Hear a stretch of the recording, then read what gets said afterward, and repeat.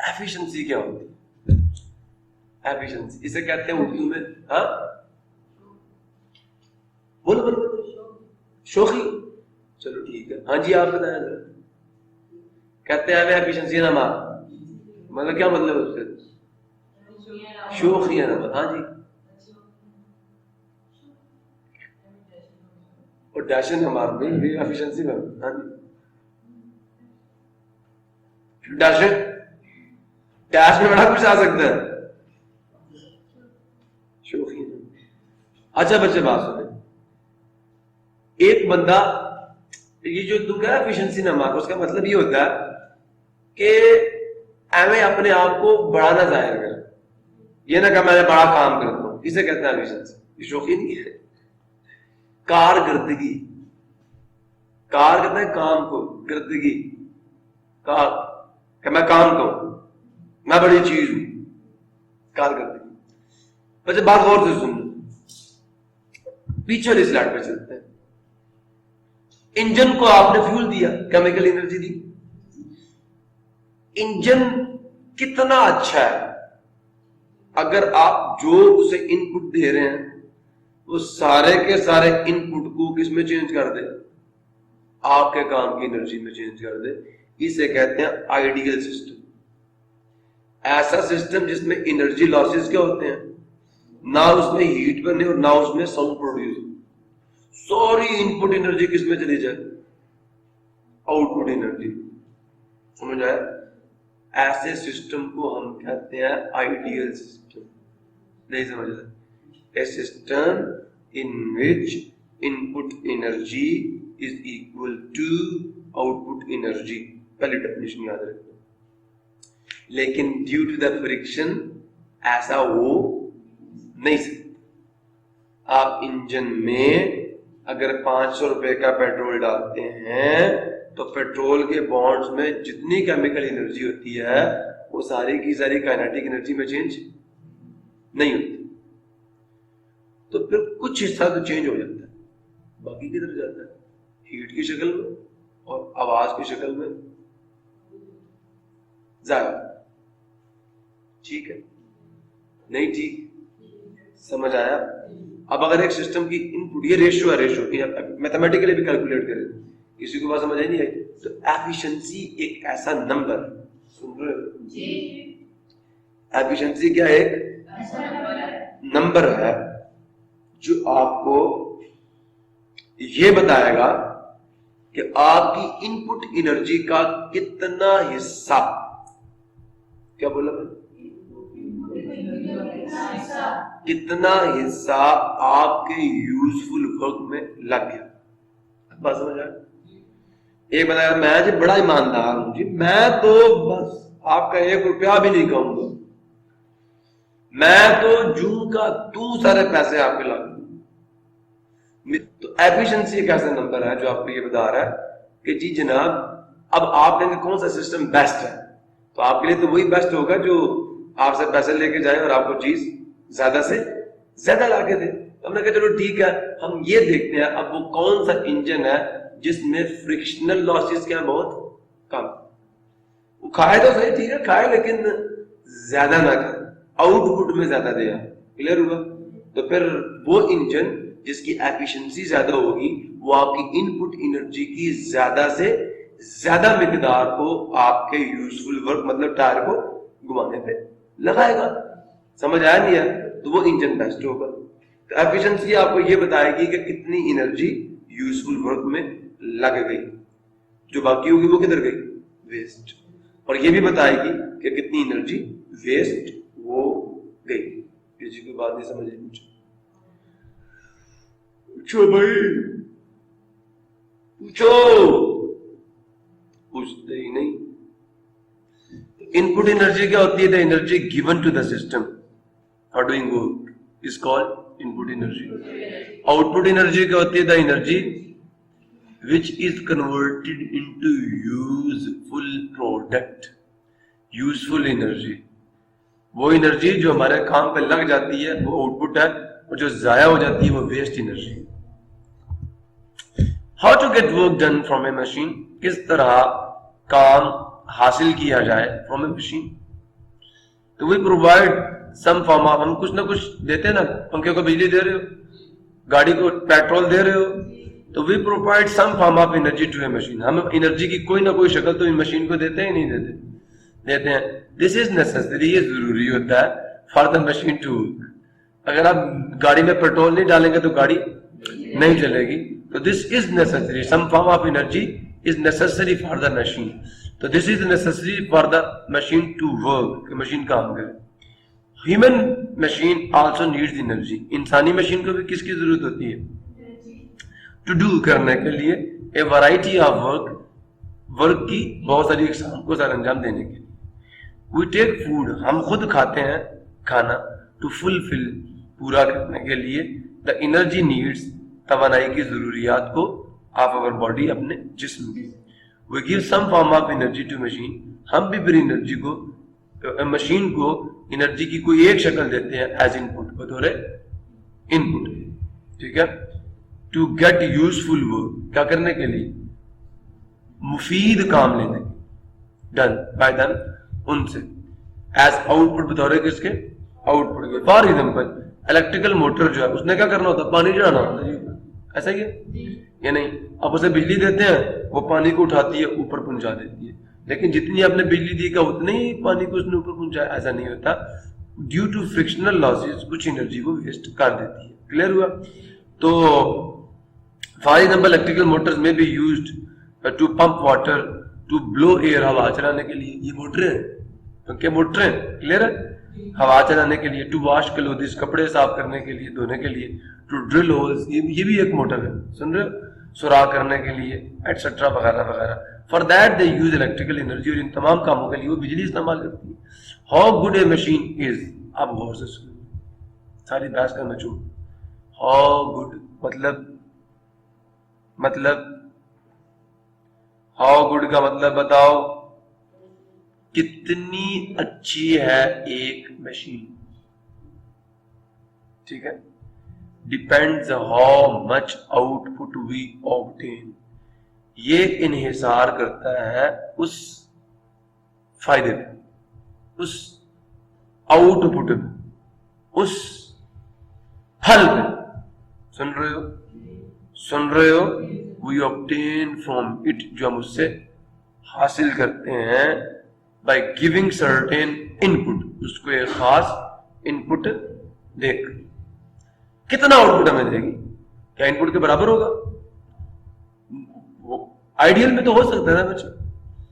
The ratio, अब गौर से सुनना बच्चे, जब भी एफिशिएंसी निकालनी है, पता करना है मशीन की यूजफुलनेस का, आउटपुट हमेशा कहां आएगा? ऊपर, और इनपुट कहां आएगा? नीचे। ये बन गई definition. The ratio of useful output to input energy is very important to जज the working of a machine.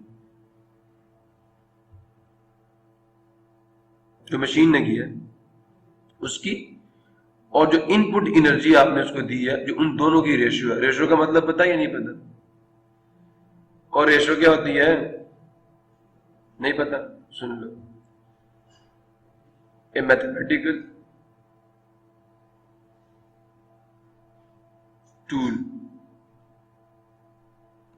which is used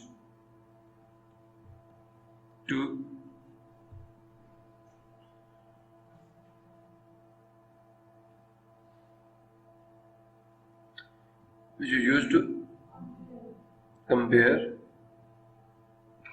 two quantities to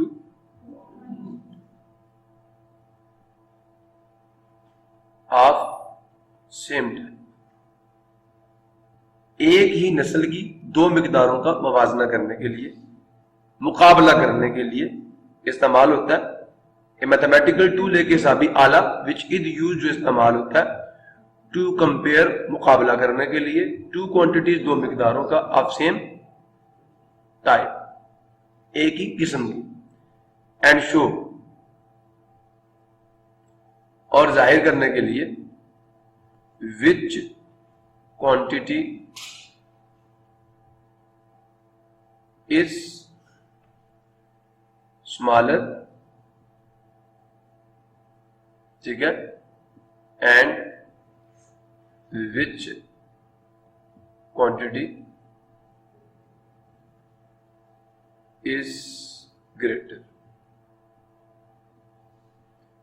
ये एक ऐसा टूल है जिसके जरिए से जो आप एक ही किस्म की लेंथ का लेंथ से मुकाबला होगा, मैच का एक ही किस्म की दो मिकदारों का मवाजना करके आप बता सकेंगे कौन सी क्वांटिटी बड़ी है और कौन सी, और कितनी बड़ी है और कितनी छोटी है।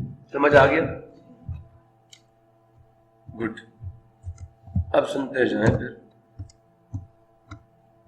नबी अली, और गौर से सुनिएगा, दो क्वांटिटीज के दरम्यान में जो रेशो होती है ना, the ratio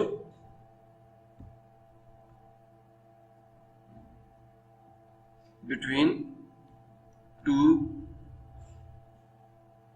quantities with same unit, ठीक है, A and B is written है, इसको ऐसे लिखते हैं,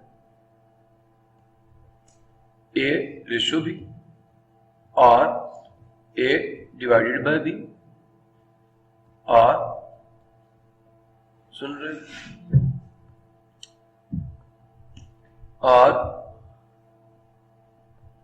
क्लियर हो गया? नहीं समझ? अच्छा, अब गौर से सुन। Number 1, if A divided by B का आंसर क्या आ जाए 1, तो बी वहां मल्टीप्लाई करो, ए किसके बराबर आ जाएगा? बी के बराबर आ जाएगा। Both quantities are same. Number 2, अगर गौर से सुनते जाना, ए डिवाइडेड बाय बी का आंसर 1 से बड़ा आ जाए, जैसे 1.2222 बड़ा है ना 1 से, तो देन जनाब बी इधर मल्टीप्लाई करोगे, इनइक्वालिटी सॉल्व की है ना, तो ए ग्रेटर देन बी आ जाएगा। याद रखना, इफ अगर ए बटा रेशो का आंसर 1 से छोटा आ जाए, 3 केसेस हैं 1 के बराबर, उससे बड़ा या उससे छोटा, तो देन बच्चों जो ऊपर वाला न्यूमरेटर छोटा होगा और डिनोमिनेटर क्या होगा? बड़ा होगा। बात समझ आ गई है? अब बच्चे आ जाओ इधर, ये रेशो है, the ratio of output energy to input energy is called efficiency. समझ आ गया? Required form of output, useful output divided by total input energy, इसको एफिशिएंसी कहते हैं, इसको कारकर्दगी कहते हैं मशीन की। और ये अगर 1 आ जाए, क्या आ जाए, तो इसका मतलब इनपुट एनर्जी किसके बराबर आ गई? आउटपुट एनर्जी के बराबर आ गई। ऐसे सिस्टम को कहते हैं आइडियल सिस्टम। ये काम तो कभी हो ही नहीं सकता कि आपका आउटपुट बड़ा और इनपुट क्या हो जाए, ऐसा तो हो ही नहीं सकता, एनर्जी बन ही नहीं सकती। हाँ, ये हो सकता है कि आपका आउटपुट जो यूजफुल वर्क है वो क्या हो, छोटा हो और इनपुट क्या हो, होता यही है, ये केस कि आउटपुट एनर्जी रियल वर्ल्ड में यूजफुल आउटपुट एनर्जी जो है वो क्या होती है, छोटी होती है, और इनपुट एनर्जी क्या होती है, ज्यादा होती है। इसलिए जनाबे अली एफिशिएंसी हमेशा 1 से क्या आएगी, छोटी आएगी। 1 से बड़ी तो आएगी ही नहीं ना, आ सकती ही नहीं है, law of conservation of energy के खिलाफ है, ठीक है। और 1 अगर आ गई तो आइडियल सिस्टम, ठीक है। तो जनाब चलो आगे, the ratio of in output to input energy is very useful, ये बड़ी अहम होती है टू जज, क्या करने के लिए, अंदाजा करने के लिए, द वर्किंग, किसको, काम करने को, ऑफ मशीन।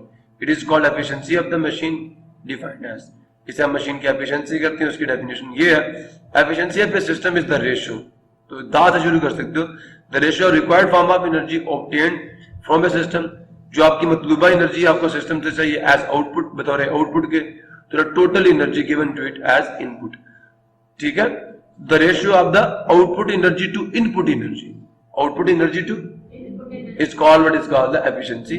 मैथमेटिकली इसकी डेफिनेशन ये आ गई, इसका कोई यूनिट नहीं होता। क्यों नहीं होता? ऊपर भी एनर्जी और नीचे भी क्या है, जूल बाय जूल, आंसर क्या आ गया, नो यूनिट, तो ये एक नंबर होता है। अब बच्चे परसेंटेज एफिशिएंसी निकाली जाती है, क्या निकाली जाती है, तो आपने सिर्फ क्या करना है, दोनों साइडों को 100 से मल्टीप्लाई कर दी, क्लियर हुआ। तो ये परसेंटेज एफिशिएंसी का फॉर्मूला ये है कि इसका क्या मतलब है कि अगर आपने अपने सिस्टम को 100 जूल जी, अगर आपने अपने सिस्टम को 100 जूल्स ऑफ एनर्जी दी, अगर आपने आपने अपने सिस्टम को 100 जूल्स ऑफ एनर्जी दी और सिस्टम ने क्या किया, उसके कितने पार्ट्स को आपके यूजुअल वर्क में लगाया और कितने पार्ट्स को उड़ा दिया, परसेंटेज एफिशिएंसी आपको ये बता, ठीक है। How many parts of the input energy from 100 are converted into usual work, ये परसेंटेज एफिशिएंसी आपको बताती है। ये समझ आया नहीं आया? आइडियल सिस्टम की परसेंटेज एफिशिएंसी 100% होती है। क्यों? जितनी इनपुट उतनी आउटपुट। नीचे लिखा हुआ an ideal system is that, एक आइडियल सिस्टम वो है which gives an output equal to the total energy used by it. यही कह दें a system for which output energy is equal to input energy. ये समझे, a system whose efficiency is 100%, in other words its efficiency is 100%. A system with 100% efficiency is called ideal system. Khyali system मतलब friction नहीं, मिसाली system. चले आगे। People have tried to design a working system that would be 100% efficient. लोगों ने कोशिशें की हैं ऐसा निजाम बनाने की, ऐसी मशीन बनाने की जिसकी एफिशिएंसी क्या हो 100%, but practically such A system does not exist. लेकिन अमली तौर पर ऐसा कोई निजाम मौजूद नहीं है। Every system meets energy losses, हर सिस्टम को एनर्जी के वेस्टेज का, एनर्जी के नुकसान का, एनर्जी के ज़िया का, एनर्जी के ज़िया का, एनर्जी के ज़ाया होने का सामना करना पड़ता है। Every system meets energy loss, हर सिस्टम को सामना करना किसका? एनर्जी लॉसेस का, due to friction that causes heat and noise etcetera. Friction zero तो नहीं हो सकती ना, प्रैक्टिकली फ्रिक्शन जीरो नहीं हो सकती, तो फिर हर सिस्टम को मीट करना पड़ेगा। Every system have to face the energy losses due to friction and noise. Clear हो गया? मतलब पूछे why it is impossible to design, practically it is not possible to design an ideal system. तो जवाब क्या? Every system have to face the energy losses due to friction and noise. So therefore, an ideal system cannot be created. Problem this cannot be built. Okay. These are not useful forms. अब आपके पास जो heat energy किसकी वजह से, friction की वजह से पैदा हो रही है, वो आपके किसी काम की है, किसी आप काम में ला ही नहीं सकते उसे। हाँ, ये आप अपने हाथ सेक लें उससे, और तो कुछ नहीं हो सकता। क्लियर है? So this means we cannot. So सुन ले, these are not the useful forms of energy and go waste. ये एनर्जीज की जो शक्लें हैं ये हमारे काम की नहीं होती और ये ज़ाया चली जाती हैं। This means इसका मतलब ये हुआ we cannot utilize, हम इस्तेमाल नहीं कर सकते all the energy given to the working system, वो सारी की सारी एनर्जी जो हम वर्किंग सिस्टम को देते हैं। the energy in the required form, हमारी मतलूबा जो एनर्जी की शक्ल होती है obtained from a working system, जो हमें हासिल होती है एक वर्किंग सिस्टम से, is always less, हमेशा क्या होती है? कम होती है than the energy, उस तवानाई से given to it, जो हम उसको देते हैं as input, बतौर इनपुट के, because of the energy losses due to friction and noise। Clear हो गया? तो जनाब ये मैंने आपको यहाँ पे समझा दिया। अब विंड फॉर्म क्या है? A group of large number of wind machines is called wind form product. ये मैंने आपको मल्टीप्लिकेशन का बताया था, तो मैंने पता नहीं डेफिनेशन क्यों डाल दी कि the output of the multiplication is called product. याद आया?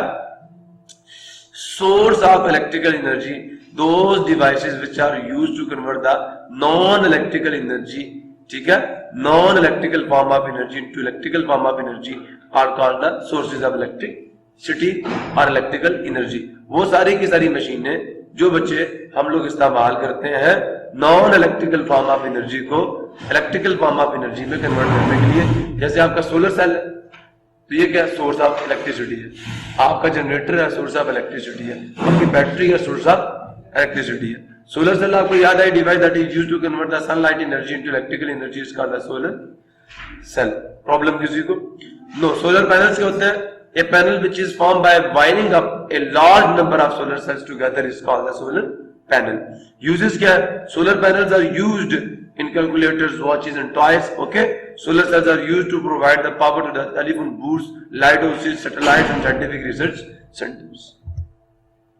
Magma, ये सारी समरी है जो लेक्चर भी आपने पढ़ा उसकी। तो क्या the hot molten part deep in the earth is called magma. Biomass क्या? The plant and the animal waste that can be burnt as the fuel is called biomass. Air pollution क्या? The addition of the harmful substances in air is called, जैसे मैंने अभी gases के नाम लिए थे, carbon monoxide, sulphur di and trioxide, nitrogen mono and dioxide. इनका जब आप इनका इजाफा हो जाता है हवा में तो हवा जहरीली हो जाती है। तो the addition of the harmful substances to the air is called the air pollution. अगर आप ये कहते हैं the addition of the harmful substances in the water is called water pollution, in the soil is called soil pollution. सुन रहे हो? In the environment is called the environmental pollution. Water pollution को वही नीचे लिख दिया, the addition of harmful substances in water is called the water pollution.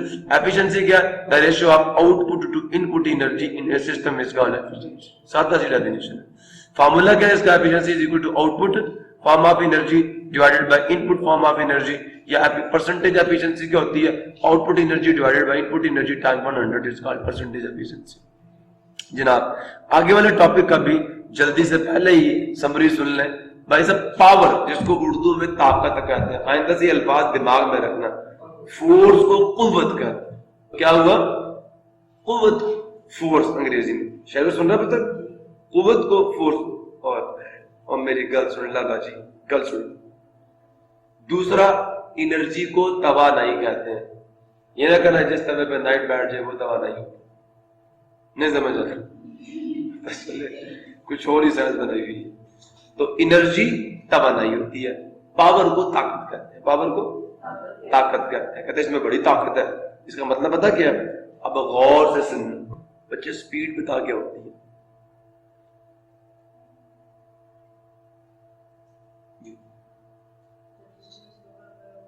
In unit time कितने metre का डिस्टेंस एक बॉडी एक सेकंड में कवर करती है, उसकी स्पीड है। बच्चे गौर से सुन लो, सुन रहे हो?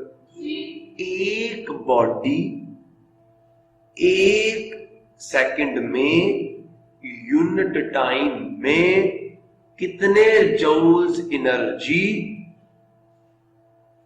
एक फॉर्म से दूसरी फॉर्म में कन्वर्ट कर। इसे कहता है rate of covering distance with respect to time. याद आया? यहां पे कहता है रेट ऑफ डूइंग वर्क। एक सेकंड में एक बॉडी से दूसरी बॉडी में, एक फॉर्म से दूसरी फॉर्म में एनर्जी के कितने जूल्स कन्वर्ट हुए। अब एक मशीन है, मैंने दो बंदों को एक काम दिया, 100 जूल्स का वर्क था, ठीक है, 100 जूल एनर्जी लगती थी। एक बंदे ने 2 सेकंड लिए और एक ने उसने 1 सेकंड में 100 जूल एनर्जी कन्वर्ट कर दी, और दूसरे ने 2 सेकंड में। तो उसकी पावर क्या होगी? 100/2, 50 जूल एक सेकंड में गए, तो उसकी पावर क्या होगी? उसकी ताकत क्या होगी? कम हो गई। तो हम बच्चों को भगाते हैं जी, देखते हैं 1 सेकंड में उस खंबे को कौन हाथ लगा के वापस। समझ आया? तो जो बंदा उस खंबे को ये कह कम टाइम में हाथ लगा के वापस आ जाएगा, जल्दी वापस आ जाएगा, उसकी पावर क्या होगी? ज्यादा होगी। वो जल्दी एनर्जी को कन्वर्ट करता है, और एक देर से आ तो एनर्जी को देर से कन्वर्ट करता है। तो पावर से अब ये पता करते हैं कि कौन सी मशीन की काम करने की रफ्तार क्या है? ज्यादा है। क्लियर हो गया? It is the rate of doing work, वो the rate of covering distance with respect to time. ये स्पीड है, स्पीड किसकी? वर्क की। वो स्पीड थी डिस्टेंस कवर करने की, ये स्पीड है एनर्जी ट्रांसफर या एनर्जी कन्वर्ट करने की। या तो एनर्जी एक बॉडी से दूसरी बॉडी में जाएगी, या एक फॉर्म से दूसरी फॉर्म में जाएगी। एक यूनिट टाइम में कितनी energy, the rate of doing work with respect to time is called power. समझ आ गया? फॉर्मूला क्या आएगा? Work by time. नहीं समझ आया? यूनिट ऑफ पावर का होता है watt, joule per second. Work joule में होता है ना, वर्क किसमें होता है? जूल में। सो जनाबे अली क्या बन गया? Joule per second is what. इसको कैपिटल डब्ल्यू से शुरू। क्लियर हो गया? समझ आ गया? अच्छा, एक और चीज आपको बताऊं, सुनोगे? पक्का गौर से सुनना। पावर आपने कहा वर्क है, W/T, ठीक है? अच्छा जल्दी से बताना, क्या वर्क किसके बराबर होता है? F मल्टीप्लाई एस ना, force time distance in this direction divided by time. गौर करना, F multiply S divided by T लिख सकता हूं। तो ये S/T क्या होता है? ये कुछ याद आया? S/T भी नहीं आ जाएगा, ये तो स्पीड होती है ना? ये तो स्पीड आ गई भाई, distance covered in unit time. सुन रहे हो? तो जो पावर है वो बराबर होती है फोर्स मल्टीप्लाई द वेलोसिटी। इसका एक नया फॉर्मूला ये भी है। आपने बॉडी पे फोर्स लगाई, नहीं समझ आया?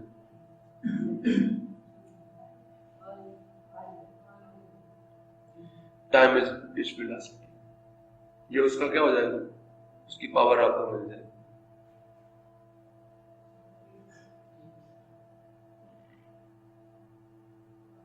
क्लियर हो गया? अच्छा बेटा, 1 वॉट किसके बराबर होता है? अगर एक बॉडी 1 सेकंड में 1 जूल वर्क करे तो उसकी पावर कितनी होगी? फॉर्मूले में ऊपर वर्क अब 1 जूल पुट करो टाइम में 1 सेकंड, तो the power of a body is 1 watt if it does 1 joule work in 1 second. Clear हो गया? The amount of work done at the rate of 1 joule per second is called 1 watt. ठीक है? अगर एक body if a body does a work of 1 joule in 1 second then its power is 1 watt. ये power का topic आपकी book पे लिखा हुआ कुछ इस शक्ल में, तो कोई मसला नहीं है, जिस मर्जी शक्ल में लिखे। ठीक है? तो 2 persons have done equal work, 2 बंदों ने काम बराबर किया। 1 hour, एक ने 1 घंटा लिया टू कंप्लीट इसको पूरा करने में, and the other completed it in 5 hours। समझिए? इधर मैं एक काम देता हूं तो भाई 5 सेकंड बाद उसका जवाब आया, इधर देता हूं 1 घंटे बाद आता है, तो किसके दिमाग की ताकत ज्यादा हुई है ना? नहीं, इधर की है, इधर जो जल्दी जवाब देगा। क्लियर हुआ? तो दिमागी कुव्वत को भी बढ़ाया करो। क्लियर हुआ? तो 1 hour to complete it and the other took 5 hours, no doubt, कहता है इसमें कुछ शक नहीं, no doubt। सुन रहे हो? both of them have done equal work, दोनों ने बराबर काम किया। काम तो एनर्जी तो बराबर यूटिलाइज की है, लेकिन दोनों ने एक रफ्तार से एनर्जी यूटिलाइज, एक ने बहुत कम वक्त में वो एनर्जी यूटिलाइज की और एक ने बहुत। तो both of them have done equal work but they differ in the rate. दोनों का रेट जो है वो मुख्तलिफ है, दोनों का भाव थोड़ा, शर्रा थोड़ी मुख्तलिफ है। एक बहुत फास्ट है और एक बहुत मेरी तरह स्लो है। ठीक है? समझ आया? तो both differ the rate at which work is done, one has done it faster, एक ने बहुत तेज किया than the other, the quantity, गौर से सुनना, वो quantity that tells us, जो हमें बताए the rate of doing work, काम करने की रफ्तार के बारे में, is called power, उसको ताकत कहते हैं। thus definition power is defined as the rate of doing, the rate of छोटी सी w, the rate of doing work with respect to time is called power. mathematical definition is power is equal to work done divided by time taken। Clear हो गया? P is equal to W/T, since work is scalar quantity, तो उसका rate भी क्या आएगा? Scalar आएगा। सुन रहे हो? Since work is scalar quantity, so therefore power is also scalar quantity. As the unit of power is watt, it is defined as the power of a body is 1 watt if it does work at the rate of 1 joule per second। Clear हो गया? So bigger units of power are kilowatt। सुन रहे हो? Kilowatt में क्या होगा? क्या होगा? Kilowatt, megawatt. अब 1 किलोवाट 1000 वाट होगा और 1 मेगावाट 10 लाख वाट होंगे। 1 हॉर्स पावर। अब इसको याद रखना है 1 HP बराबर होता है किसके 746 वॉट्स के। बस इसको याद, आगे हम इसको यूज करेंगे यूनिट कन्वर्जन में। 1 हॉर्स पावर में कितना होता है 746 वॉट्स होते हैं, 746 वॉट्स। ठीक है जनाब, a cyclist does 12 joules of useful work by pedaling his bike from every 100 joules of food energy which he take, जो उसने ली। What is the efficiency? तो भाई आउटपुट एनर्जी क्या है 12 जूल यूजफुल, और टोटल क्या दी 100। 12 को ऊपर रखेंगे और 100 को नीचे रखेंगे, 100 से मल्टीप्लाई करेंगे। नहीं समझ आया? परसेंटेज एफिशिएंसी निकालनी है ना, एफिशिएंसी होती है परसेंटेज में, तो बराबर आ जाएगी किसके output divided by input multiply 100। Output क्या 12, इनपुट क्या 100 मल्टीप्लाई, चलो जी 12%। परसेंटेज एफिशिएंसी आई नहीं है, अब बुक पे चेक कर लेना। अच्छा, additional information efficiencies of some typical devices. जनाब अगर आप 100 जूल एनर्जी दें इलेक्ट्रिकल लैंप को, तो यूजफुल वर्क सिर्फ 5 जूल होता है, एफिशिएंसी सिर्फ 5% है। बाकी सब जो 95 जूल्स है वो किधर गए, जाया हो गए। इसी तरह अगर पेट्रोल इंजन को आप 100 जूल एनर्जी दे तो 25 जूल आपके काम के होते हैं, बाकी वो उड़ा देता है। 100 जूल इलेक्ट्रिकल मोटर को दे तो 80 जूल वो काम पे लगाती। इलेक्ट्रिकल फैन को 100 जूल देते तो 55 जूल लगाता, बाकी खा जाता। सोलर सेल को 100 जूल दो तो 3 जूल एनर्जी आपकी बिजली में कन्वर्ट करता है। और अगर ये 80 जूल्स कन्वर्ट कर दे तो बेनिफिट्स ही बेनिफिट्स। अभी तो 3 जूल करता है, वो ज्यादा कर दे तो फिर तो फायदा ही फायदा ना। अच्छा, a man M1 takes 80 seconds in lifting a load of 200 newtons, ठीक है, through a height of 10 metre. समझ आया? लोड कितना, वेट कितना, mg है ना, वेट ये, और कितना डिस्टेंस मूव करना ये। वर्क बेटे फोर्स ये है और डिस्टेंस ये है, तो वर्क आ जाएगा। टाइम 80 सेकंड्स है तो डिवाइड कर लें। While another man M2 takes 10 seconds, एक ने कितने लिए थे 80 in doing the same job, find the power of each। जनाब वर्क दोनों ने सेम किया है, दोनों ने 200 न्यूटन की फोर्स लगाई है और 10 मीटर तक जो है बॉडी को लिफ्ट करना था दोनों ने। सुन रहे हो या नहीं सुन रहे? तो एक का वर्क डन किया वही है, दूसरे का भी वही है, ये मैंने डाटा लिख दिया, ये तो आ गया। अब एक ने टाइम T1 लिया, दूसरे ने T2 लिया, P1 P2। P1 किसके बराबर W, work done divided by T1। अब वर्क किसके बराबर होता है F multiply S, distance. Force कितनी थी 200, डिस्टेंस 10 मीटर और टाइम 80 सेकंड्स। मैंने काटा छाटा 50 वॉट उसकी पावर है। दूसरे ने P2, वर्क वही होगा, टाइम T2 लगेगा, फोर्स कितनी लगी 200, डिस्टेंस कितना मूव किया 10 मीटर, टाइम कितना 10 से 10 काट गया 200 वॉट। तो इसका मतलब सेकंड मैन की पावर ज्यादा है।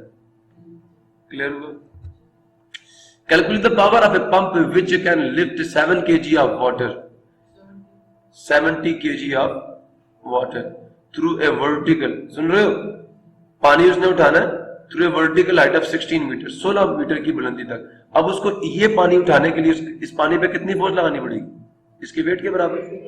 याद आया? तो इसको आप G से मल्टीप्लाई करें तो फोर्स मिल जाएगी, डिस्टेंस आपको मिल गया, वर्क निकाल लेंगे। ठीक है, टाइम कितना लगा 10 second. Also find the power in horse power, मसला ही कोई। P is equal to mgh आ जाएगा। यहां पे जो वर्क है वो पोटेंशियल एनर्जी के बराबर होगा ना, सुन रहे हो?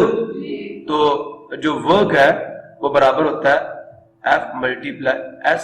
अब बटे F क्या है mg और S क्या है h। ये आपका वर्क ऊपर डाल दिया, टाइम नीचे डाल दिया। तो टाइम कितना लगा था 10 सेकंड, 10 से 10 कट गया, 70 को 16 से किया, आंसर कितना आ गया बोलो 1120 न्यूटन। क्लियर हुआ? अब इसको हॉर्स पावर में चेंज करना है, तो बेटा मुझे अब ये बताओ कि 1 HP बराबर था 746 वॉट्स के। अब आपके पास यूनिट कौन सा, वॉट है, तो आप 1 वॉट की वैल्यू निकालो, इधर भी 746 से डिवाइड करो, इधर भी। तो 1 वॉट किसके बराबर आ गया 1 हॉर्स पावर डिवाइडेड बाय 746। आप 1 वॉट की जगह पे वो वैल्यू पुट कर दो, हॉर्स पावर वाली आ जाएगी। अब इसको कैंसिलेशन कर करके अपना आंसर, ये मैंने किया हुआ यहाँ कैंसिल, तो आपके पास आंसर आ जाएगा। क्लियर हुआ? Thank you very much for your time. You have done your work, and now we'll talk about the exercise. But we have completed our work 7 minutes before our finishing. So, fi amanillah, Pakistan Zindabad. Allah Hafiz. Allah